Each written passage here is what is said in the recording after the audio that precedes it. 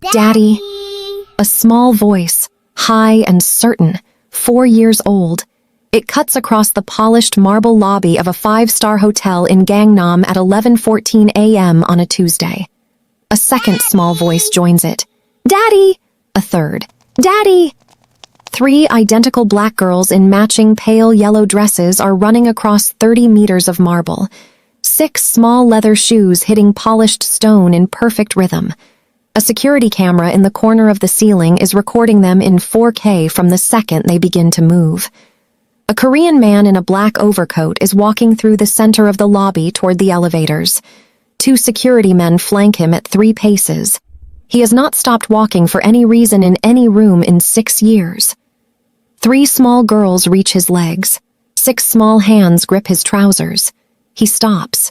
He looks down. Across the lobby at the front desk, a tall black woman in a black tailored suit turns because someone has just shouted Daddy in her daughter's voices. The hotel pen falls from her hand. She does not notice. He kneels. He has not knelt in a public room in his adult life. He kneels in the middle of the marble lobby in a $5,000 coat, and 3 small girls crowd against his chest. The girl in the center, the one who reached him first, puts her small palm flat against his cheek, the way she has touched a glass photograph every night before bed for 4 years. She says, in her clear, careful 4-year-old voice that carries across the lobby, Daddy, you took so long. This is a Seoul Heart Stories story. And the woman who spent 4 years erasing herself just got found by her own children. The lobby holds perfectly still for 6 full seconds. Kang Ji-hoon is looking down at 3 small faces, his own jaw on 3 small chins, his own forehead on 3 small foreheads, his own almond-shaped dark eyes looking back at him in triplicate, identical, his. The girl in the center is still gripping his trouser leg. She is looking up at him with the precise expression of a child who has been waiting 4 years to meet someone she has already loved her entire small life. His 2 security men have stopped where they are. They have been with him for 6 years. They have never seen him stop walking for any reason in any room. Across the lobby, Nia Mensa cannot move. She built her career around moving fast. Founder and CEO of Mensa Strategic Intelligence, 6 Fortune 100 clients, 3 sovereign wealth funds, 2 governments she will not name. She walks into rooms full of men in suits and the men go quiet. 6 feet tall in heels, a single gold cuff bracelet on her right wrist her grandmother gave her at Cambridge. She is not moving. Her assistant Kemi is at her elbow saying her name. Nia does not hear her. Nia is watching the man she spent 4 years erasing kneel down very slowly to a child's height in the middle of a hotel lobby in Gangnam. He is on one knee on the marble. 3 small girls are crowded against his chest. Joy, Nia's body knows it is Joy because Joy is always first, has put her small palm flat against his cheek the way she touches the photograph at bedtime. Joy says in her clear, careful 4-year-old voice that carries, Daddy, you took so long. Kang Ji-hoon makes a sound, not a word, something lower than a word. The kind of sound a man makes when something inside him that has been sealed for 4 years gives way all at once in front of strangers. Nia walks across the lobby. 12 steps. She does not remember taking them. The 2 security men see her coming and one of them moves to intercept her, and Kang lifts one hand without looking up, and the security man stops where he is. She reaches them. She crouches down beside her daughters. Her tailored skirt does not crouch easily. She does it anyway. Kang lifts his face. 4 years of held grief land on both of them in the same second. He says one word, quiet, wrecked. Nia, she says, we have to leave this lobby right now. She is 19 in her head for 1 full second. She is in her grandmother's small kitchen in Atabraka. Afternoon light through the window. Though her grandmother peeling oranges into a small enamel bowl. Nia has just refused a marriage her mother arranged from London. Her grandmother does not look up from the oranges. You can run from a man, Nia, but you cannot run from his children's faces. Make sure you only have children with a man whose face you would still want to look at when you are old. 19-year-old Nia laughs. I am never having children, Mama. Her grandmother smiles and keeps peeling. She is back in the lobby. The marble is cold under her crouched knee. Her daughters are clinging to a man she has spent 4 years professionally erasing. Joy is still touching his cheek. Nia stands up. She does not let go of Hope's small hand. Jihoon, stand up. Pick up Hope. Walk to the elevator behind me. Do not speak to anyone. Do not look at the front desk. Keep your face down toward Hope. Now. He stands. Picks up Hope, because Hope is the smallest by an ounce. Joy and Grace cling to Nia's legs. The 5 of them walk to the elevator together because there is nothing else to do. The hotel cameras are recording every step. By the time the elevator doors close on them, the footage has been routed through the hotel's third-party security service, and one of the third-party security analysts, a Korean man named Min, who has been on the tower's quiet payroll for 2 years, is watching the lobby footage on his monitor for the 3rd time, frozen at the frame where Kang Ji-hoon kneels to 3 small black girls. He picks up his phone. The hotel suite, 11 floors up. Kang has not let go of Hope. Joy and Grace are sitting on the bed staring at him. Nia is standing at the window with her back to the room, both hands flat against the cold glass, breathing slowly because if she turns around right now, she is going to come apart in front of her children. Kang's voice behind her, very low. How old are they? 4. All 3. Yes. Names. Joy, Hope, Grace. In that order. Joy first by 6 minutes, then Hope, then Grace. Long silence. Why did you keep them? She turns from the window. Because I am Nia Mensa, and I make a decision once. He does not answer that. He looks down at Hope in his arms. Hope has fallen asleep against his shoulder in the 4 minutes since the elevator. He looks at Hope's small, sleeping face, and his face does the thing it has not done in 4 years. It crumples. 40 minutes later, Kang's private executive driver is bringing a black SUV around to a service exit Nia did not know existed. Kang has made 1 phone call. He has not spoken Korean in front of Nia in 4 years, and the sound of his own language giving instructions to a man on the other end of a secured line is the sound of a man who has just remembered he has resources. He turns to her. There is a property in Pyeongchang-dong, owned through 6 layers of shell companies that even the tower cannot trace in less than 72 hours. We will be there in 40 minutes. After that, we have time to talk. Nia is sitting on the edge of the suite couch with Joy and Grace on either side of her. She has not let go of either of them. Kemi has been quietly packing the girls' things from the suite's 2nd bedroom in the background. Nia says, I have a better safe house than yours. He looks at her. My firm maintains 3 of them in Seoul. None of them are in the tower's database because none of them have ever been used. They were built for a different kind of client. We use the one in Buamdong. Panic room rated against shaped charges. Redundant power. Sealed water supply. Exfiltration tunnel that comes out 400 meters away in a public park. I built it 3 years ago. You built a panic room 3 years ago. I had 3 small children whose father was the chief financial enforcer of the tower. I built 3 panic rooms 3 years ago. He looks at her for a long second. Buamdong. Buamdong. She picks up her phone, types 4 characters into a secure messaging app, and the safe house activates remotely from Singapore. Well, this is the first time Kang sees the real Nia Mensa. Not the woman frozen in the lobby, the woman who built 3 panic rooms in 3 different Seoul districts because she ran the contingency 4 years ago. The strategic CEO.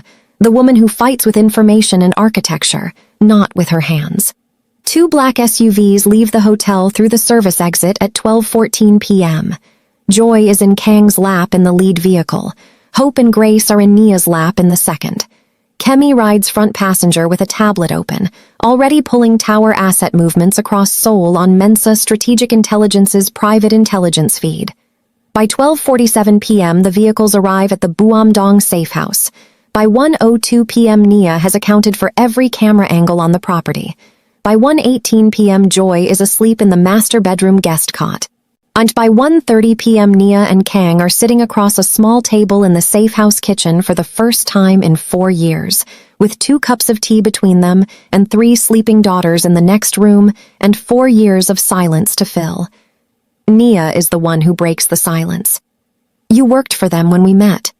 Yes. You knew you were going to walk into that launch event and decide whether my firm was a threat to the tower's international operations. Yes. You decided I was not a threat. I decided you were the most dangerous woman I had ever met, and I decided I did not care. Why? Because you laughed at something I said on the second night, and I had not heard a woman laugh at something I said in 11 years, and I knew within 30 seconds that I would walk away from the tower for you if you asked me to. She does not blink. You would have. I would have left the tower the next morning if you had asked me to leave with you. I had it planned. I had a flight booked. I had 3 accounts ready to liquidate. I was going to come to you on the morning of day 23 with a single suitcase and ask you to disappear with me. Day 23. Yes, I disappeared on day 22. The silence in the safe house kitchen is the sound of 2 people understanding for the first time, 4 years late, exactly how close they came. Nia closes her eyes for 1 second, then she opens them. I ran your financials on day 21. By 4 a.m. on day 22, I had the proof. I was on a plane out of Incheon by 9. I was in Singapore by 4 p.m. I had dissolved my Seoul subsidiary by Thursday afternoon. I know. You know. I figured it out within 6 months. You were the only person in 5 years who erased themselves cleanly enough that I could not find them. You used my own techniques against me, Nia. I taught a class once at the Tower training program on financial exfiltration. Half the things you did to disappear were in my own slides. She almost smiles. Almost. He says, I have looked for you for 4 years. You should not have. I know. You should have moved on. I know. Why didn't you? He looks at her across the small kitchen table. Because I am Kang Ji-hoon, and I make a decision once. Her own line, used back at her, 4 years late. She does not look away, but her hand on the teacup is shaking for the first time since the lobby. The next morning, 7:40 a.m., the safe house breakfast nook. Kang has not slept. He has spent the night in the armchair in the corner of the master bedroom, watching 3 identical sleeping daughters and trying to learn the differences between them. Joy sleeps with her right hand under her cheek. Hope curls toward the wall. Grace hums softly in her sleep. By 6 a.m., he has learned them apart in the dark. At 7:40 a.m., the 3 girls wake up at almost the same moment because the smell of breakfast is in the air. Nia has been in the kitchen since 6:30 making pancakes because pancakes mean safety in the Mensa household.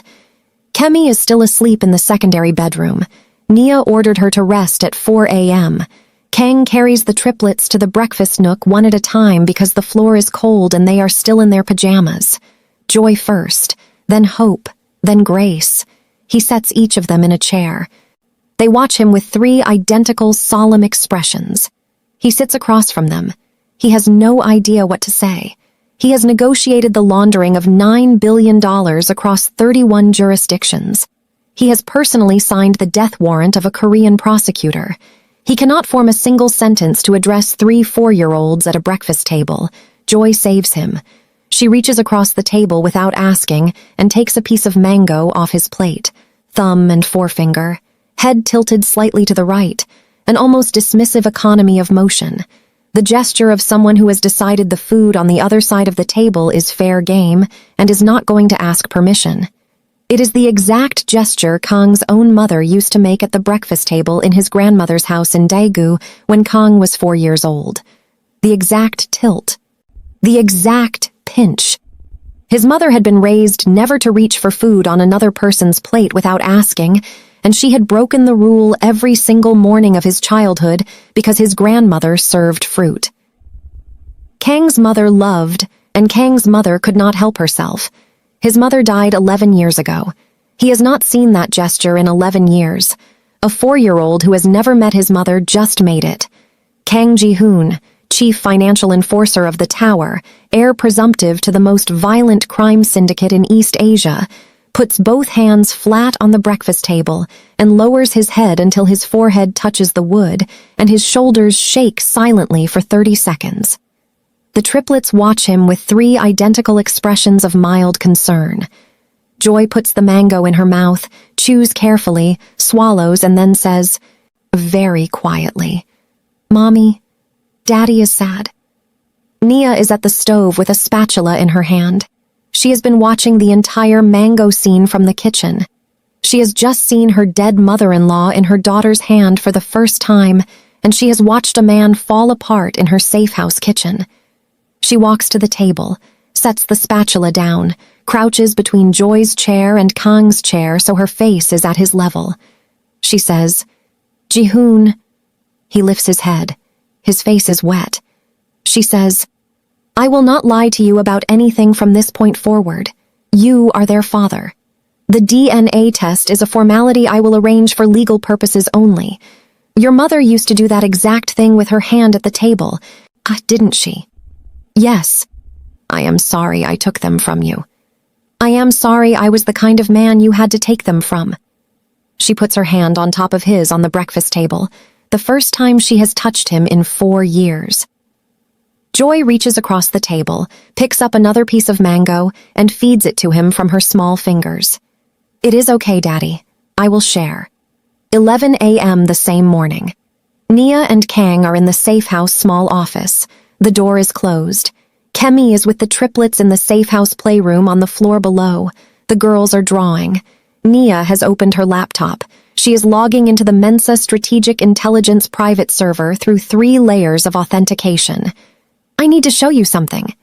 She turns the laptop toward him. On the screen, a sealed digital file. A file name. Kang_Jihoon_Kang_group_forensic_brief_final. Date stamp, 4 years ago. File size, 2.3 gigabytes. "This is what I built 4 years ago. The complete forensic audit of the Kang Group's real estate holdings, cross-referenced against tower shell companies in 31 jurisdictions, with the wire transfer trail back to the Macau casino floor and forward to the Cayman offshore vehicles. Every signature, every account number, every name. There is enough in this file to convict you, your 2 cousins, 4 senior tower lieutenants, and the Namu himself in any G7 jurisdiction. The most complete forensic case ever built against the tower. Nobody else has it. Not Interpol, not the FBI, not the Korean prosecutors. I have had it for 4 years and I have not opened it once since the morning I made it." Kang stares at the screen. "You built this in 3 weeks. I built it in 4 nights, Jihoon. 3 of those nights I spent crying. Why did you build it? Because I had to know. I had spent 3 weeks falling in love with you, and I needed to know whether what my instinct was telling me was true. My instinct was telling me you were a man with blood under your fingernails that you had washed off so many times you no longer noticed the smell. I needed to know if my instinct was right. I built the file. My instinct was right. I left the next morning. Why did you not turn me in? Because I had also spent 3 weeks falling in love with you." He looks at her across the safe house office. She is the most strategic woman he has ever met, and she has just told him that she protected him for 4 years with a sealed file she could have used to destroy him at any moment. He understands finally the geometry of what she did. She did not just walk away. She walked away with the only weapon that could end him still in her possession, and she chose every day for 4 years not to use it. He says, "Why are you showing it to me now?" "Because the lobby footage has already reached the tower. I do not know which lieutenant has it yet. I will know within 90 minutes. When I know, we are going to need to make a decision about this file. So I am telling you it exists before you have to find out from someone else." "What kind of decision?" "Whether we use it to dismantle them before they can come for our daughters." "Our daughters?" It is the first time she has used those words in his presence in his life. He sits very still. She closes the laptop. "I am going to check on the girls. Take an hour. Decide." She leaves the office. Kang sits alone at the desk, staring at the closed laptop containing the file that can end his entire world. 11:47 a.m. Kemi knocks on the office door. Kang opens it. Kemi is holding her tablet. Her face has changed. Mr. Kang, Park Dae-hyun has the lobby footage. It reached his desk 18 minutes ago. He has already reassigned 3 tower spotter teams to Seoul hotels. 2 of them are searching the central districts. The 3rd just checked into the Park Hyatt Gangnam 4 blocks from where you were this morning. Mr. Dae-hyun has personally cleared his calendar for the next 72 hours. He is hunting. Kang absorbs this without changing expression. The girls are downstairs in the playroom with Ms. Mensah. They are safe in this building. The exfiltration tunnel is hot. I have 8 of our firm's private security personnel inbound from Singapore on a charter. They will be in Seoul by 6 p.m. tonight. Ms. Mensah's private intelligence director is briefing them en route. Kang nods. Tell Ms. Mensah I need 10 minutes with her, in this office, alone. Kemi nods and leaves. When Nia walks in, Kang is standing at the small office window with his hands in his pockets, looking out at the Buamdong neighborhood through the bulletproof glass. He says, without turning. Park Dae-hyun is the senior internal enforcer of the tower. He has been hunting for a vulnerability in me for 6 years because I am the heir presumptive, and he believes I am too composed to be the right next Namu. He has been waiting for the one mistake I would make so he could move against me before I inherit. The triplets are the mistake. He saw the lobby footage 45 minutes ago. He is mobilizing right now. He will not stop until the triplets are erased and you are erased and I am exposed as compromised in front of the Tower Senior Leadership Council. He will be at this safe house within 48 hours unless we move first. Nia is silent. He turns from the window. I want you to open the file. She closes the office door behind her. You know what opening the file means. For you. It means I become the man who turned on the tower. It means I lose the Kang group. It means I lose the inheritance. It means I have a price on my head from every tower-affiliated organization in East Asia for the rest of my life. It means our daughters will grow up with a father who has to live in the kind of safe house you just built 3 of. Yes. Open the file, Nia. She walks to the desk, sits down, opens the laptop, authenticates through 3 layers. The file unseals, she says, without looking up. Then we are not running. We are going to checkmate them. The next 30 hours are the bond. Wednesday afternoon, Nia and Kang sit side by side at the office desk going through the file together. Kang fills in the operational details Nia did not have from the outside, the Macau casino floor managers, so the courier routes, the Cayman intermediaries, the 3 judges in 2 jurisdictions who have been compromised. Nia adds his testimony in real time. By 5 p.m., the file has grown to 4.1 gigabytes. By 6 p.m., it is the most complete operational dossier on a major organized crime syndicate in modern history. Kemi brings them coffee at 6:14 p.m. She does not speak. She has worked for Nia for 6 years, and she has never seen Nia sit beside a man building something with him instead of building it alone. 7:30 p.m. The 8 Mensa Strategic Intelligence private security personnel arrive from Singapore. 6 men and 2 women, former South African and Israeli special forces. They take up positions around the safe house perimeter and do not speak unless spoken to. 9 p.m. Kang reads bedtime stories to the triplets for the first time. He chooses a Korean folktale about a girl who outwits a tiger because he wants them to know one of the stories his own mother told him. Joy listens with her chin on her hands. Hope falls asleep before the tiger appears. Grace asks 3 questions about the tiger's motivations because Grace is going to grow up to be exactly like her mother. Kang kisses each of them on the forehead before turning out the light. He has not kissed another human being in 4 years. He nearly cannot do it. He does it anyway. When he comes out of the bedroom, Nia is standing in the hallway with her arms folded, watching. She says, "They will sleep through the night. They always do." He says, "I want 24 hours with them, Nia. Whatever we are about to do, whatever happens to me after the file goes out, I want 24 hours with them first. So they have something to remember if I do not survive this." She nods. "Tomorrow, the whole day. I will move the file delivery to Friday morning instead of tomorrow morning. We have the day." He looks at her. Thank you. You are their father, Jahoon. You do not have to thank me for time with your own children. The hallway is quiet. They are standing 2 feet apart. Neither of them moves. She says very quietly, I have not let myself want anything for myself in 4 years. He says, I know. She does not move closer. He does not either. But she puts one hand against his chest, flat, palm pressed lightly against his shirt over his heart. The first time she has touched him with intention since she left him in their hotel bed 4 years ago. She says, I am still angry that you were the kind of man I had to leave.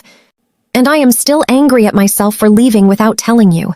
We are going to have to live inside both of those things for a long time. I am telling you that now, so you understand what you are choosing.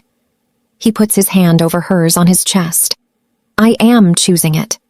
Thursday, the full day with the triplets. They take the girls to a private indoor garden Kang owns through a shell company on the outskirts of Seoul. The garden has a small koi pond and a stone bench. The girls feed the koi.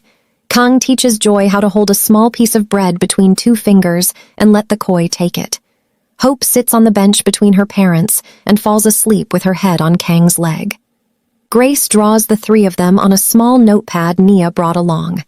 The drawing shows Nia and Kang holding hands with 3 small girls between them. And Grace gives the drawing to Kang and says very seriously, Daddy, this is for you to keep. It is so you do not forget us if you go away again. Kang folds the drawing very carefully and puts it in the inside pocket of his suit jacket. He will keep it there for the rest of the story. That evening, Nia takes the framed photograph out of her overnight bag and sets it on the safe house dresser. The photograph the girls have been kissing for 4 years. For the first time since she packed it on the plane to Seoul, she sets it face up. Friday morning, 8:42 a.m., the grocery store 3 blocks from the safe house. Nia takes Joy to the small Korean grocery on the corner because Joy has asked for the specific brand of strawberry milk she drinks at home in Singapore, and Nia wants to give her one normal small thing on a morning when nothing else is normal. Kemi is walking 5 paces behind them with her hand inside her shoulder bag where her sidearm is. 2 of the Singapore security team are positioned on the corners outside the store. Nobody is taking chances.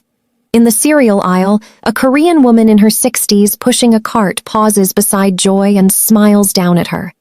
What a beautiful little girl. What is your name, sweetheart? Joy looks up at her mother. Nia smiles at the woman the way she has smiled at hundreds of strangers in airports and lobbies. She says in calm, careful Korean, her name is Sarah. Say good morning to the auntie. Sarah, Joy says. Good morning, auntie. The woman smiles. Sarah is a beautiful name. She pats Joy on the head once, very softly, and walks on with her cart. Nia waits until the woman is out of the cereal aisle. Then she crouches down in front of Joy and grips both of her small shoulders. Joy, listen to me. We are leaving the store right now, and we are not coming back to this store ever, and you are not going to see that auntie again. You are not Sarah.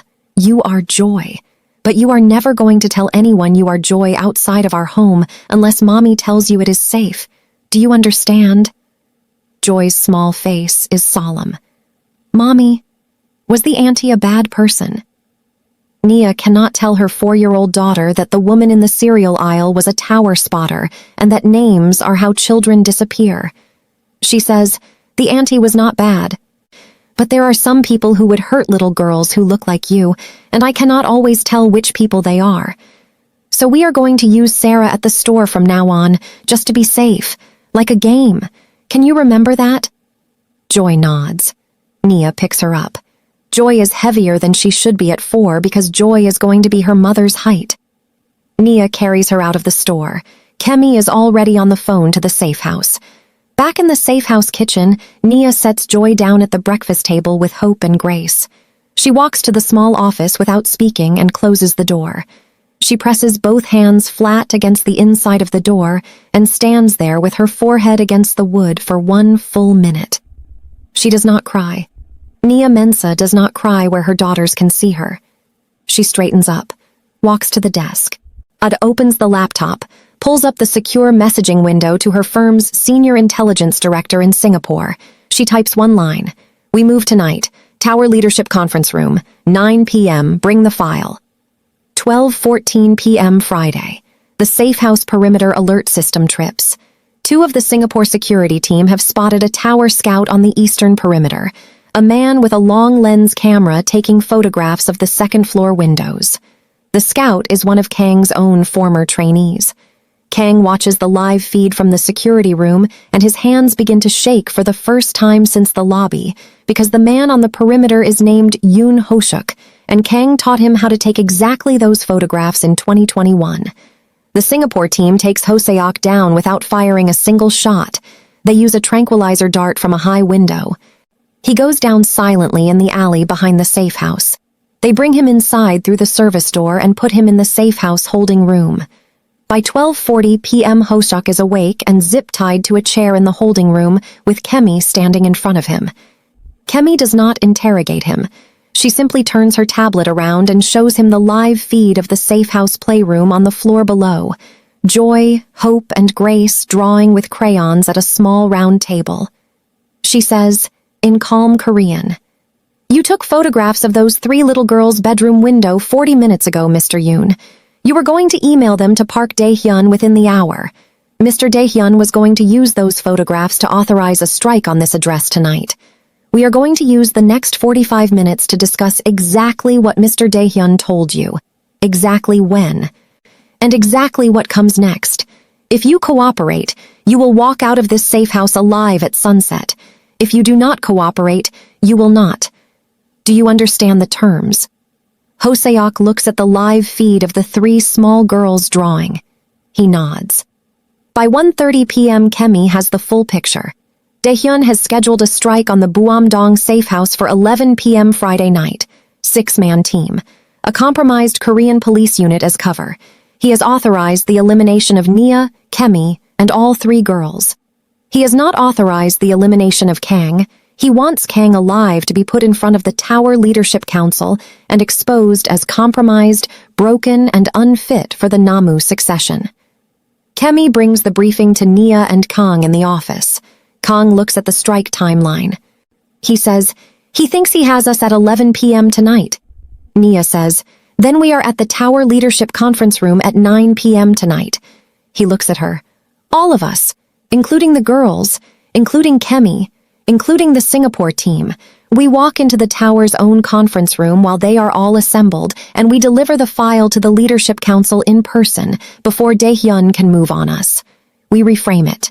He thinks he is the hunter. We make him the surprise. You want to bring our daughters into the Tower's conference room. I want their Leadership Council to look at the 3 of them. I want them to see the faces. I want them to understand that there is no version of this story where Kang Ji-hoon walks back into their organization and pretends he never saw those 3 small girls in a hotel lobby this Tuesday morning.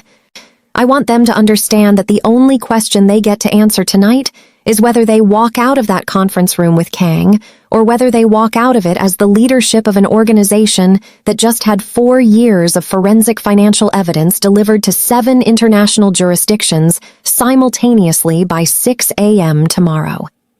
That is the most strategic move I have ever seen anyone make against the Tower. Then let us make it. Friday evening, 8:47 p.m. The Kang Group corporate headquarters in Uido. The 34th floor houses the Kang Group Executive Suite. The 35th, top floor, accessible only by private executive elevator with biometric authentication, houses the Tower Leadership Conference Room. Kang Ji-hoon walks into the lobby of his own building with Nia Mensah on his right side, Kemi Adeyemi on his left, the 4 most senior members of the Singapore security team flanking them, and 3 small black girls in matching dark navy dresses holding the hands of their mother and Kemi. The night security team at the front desk recognizes Kang and waves the entire group through to the executive elevator without asking a single question. They have been trained for 6 years never to question the chairman. The elevator climbs. The biometric scanner reads Kang's palm print. The doors open onto a marble corridor lined with framed black and white photographs of Kang Group construction projects from the past 40 years. The Tower Leadership Council is in session in the conference room at the end of the corridor. 7 men, the Namu at the head of the table, 69 years old, and frail from the cancer that is killing him, sharp-eyed, the most feared man in East Asia for 30 years. Park Dae-hyun at his right hand. 5 other senior lieutenants around the long ebony table. They are discussing the strike on the Buamdong safe house. Dae-hyun has just shown them photographs of Hoseok's surveillance from earlier today. The photographs of the safe house second-floor windows. The conference room doors open. Kang Ji-hoon walks in. Behind him, Nia Mensah in a black tailored suit. Kemi Adeyemi with a sealed metal case. The 4 Singapore security personnel who do not enter the room, but who position themselves visibly in the corridor outside the open door. And, held in the arms of 3 Singapore team members behind them, Joy, Hope, and Grace. The Namu's eyes go to the 3 girls. The Namu, who has not been surprised in the conference room of the Tower Leadership Council in 22 years, is surprised. Kang walks to the head of the table, stands beside the Namu's chair. He does not sit. He says in clear, unhurried Korean, Park Dae-hyun authorized a strike on a residential safe house in Buamdong scheduled for 11 p.m. tonight. The targets included 3 of my own daughters. He has been planning this since 11:32 a.m. Tuesday morning when he received hotel lobby footage from a third-party security analyst named Min on the Tower payroll. I am here to make sure the Leadership Council understands what was about to happen tonight and what is about to happen instead. He turns to Nia. Ms. Mensah. Nia steps forward to the table. Kemi places the sealed metal case on the ebony surface in front of her. Nia opens the case. Inside the case, a small black hard drive and a single sheet of paper. The paper is a list of 7 names and 7 international jurisdictions, each name a senior journalist or prosecutor in a different country. Nia speaks in measured, calm English. She does not raise her voice.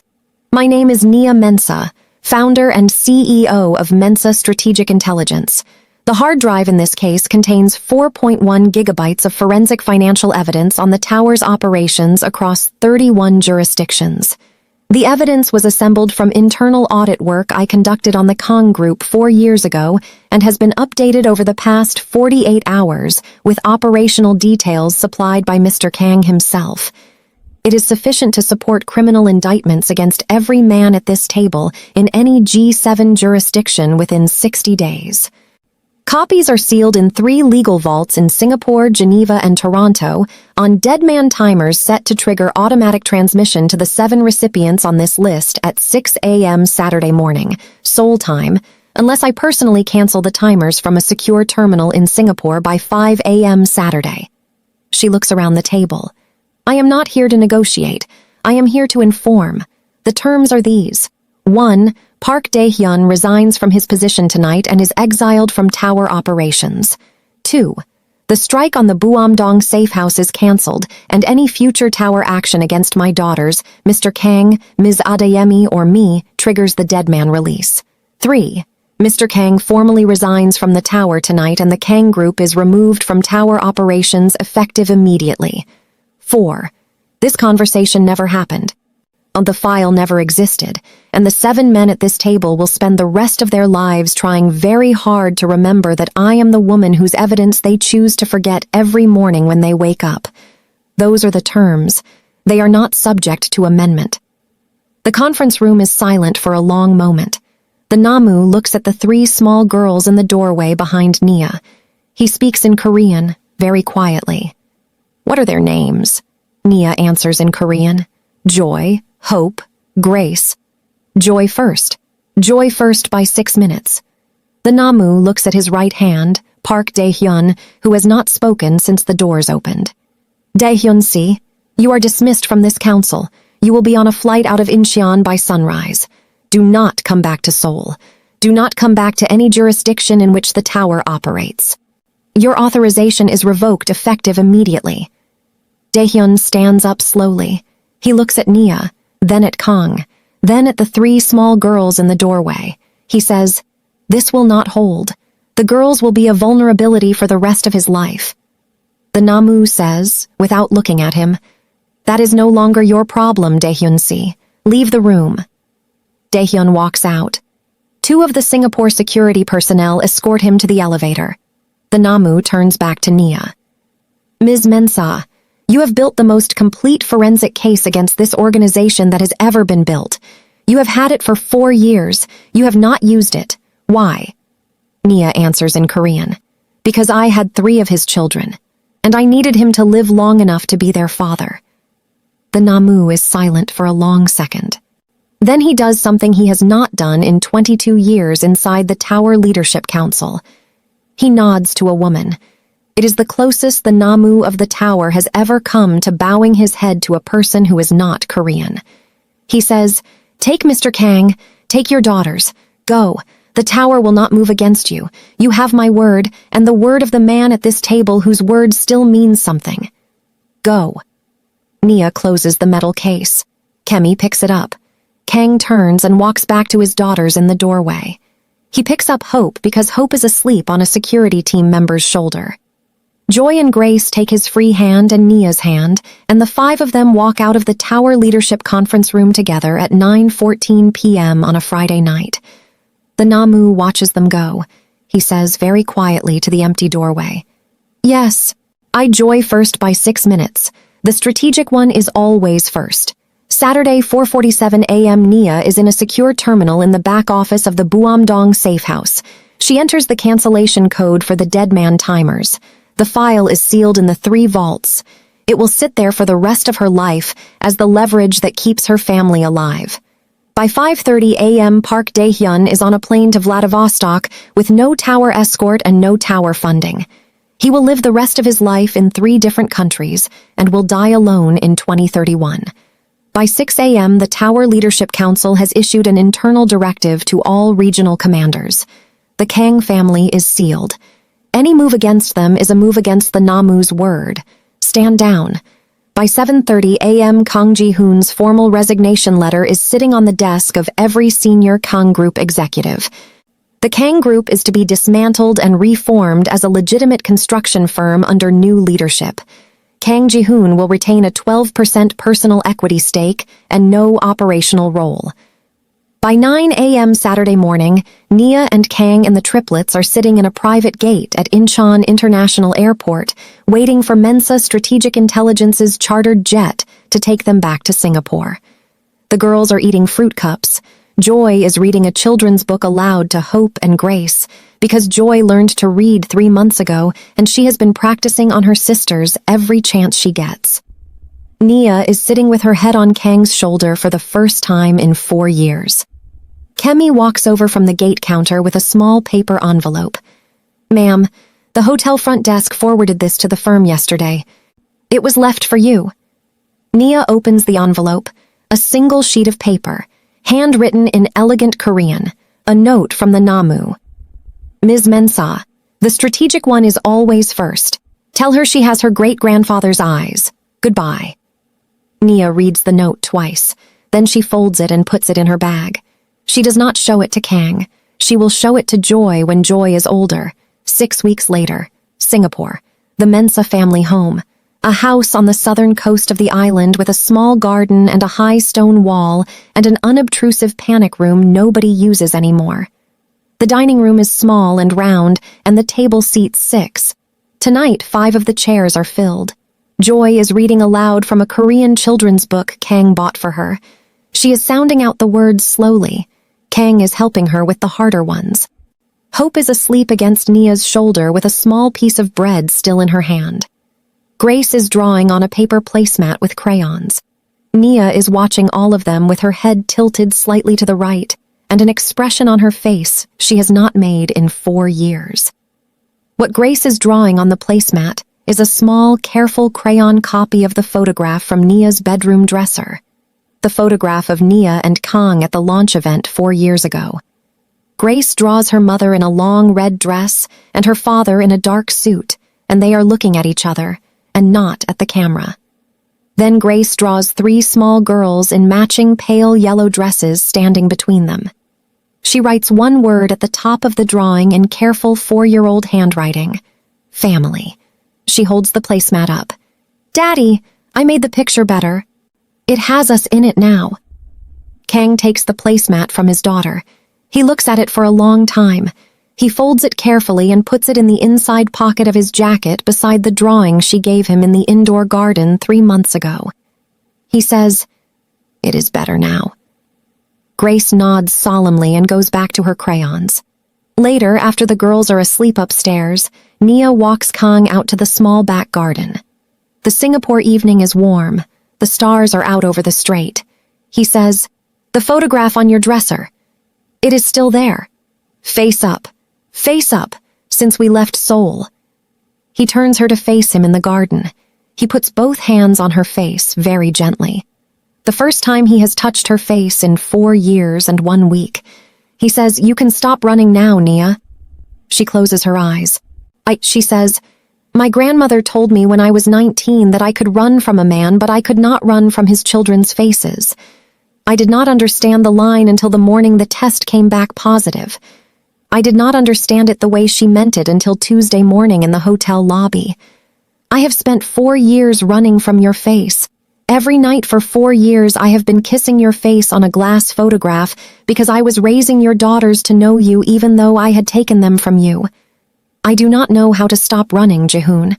I have built the entire architecture of my life around running." He says, "Then we build a new architecture. You and me. You and me and 3 small girls and a dining room table that seats 6. She opens her eyes. She does not say anything for a long time.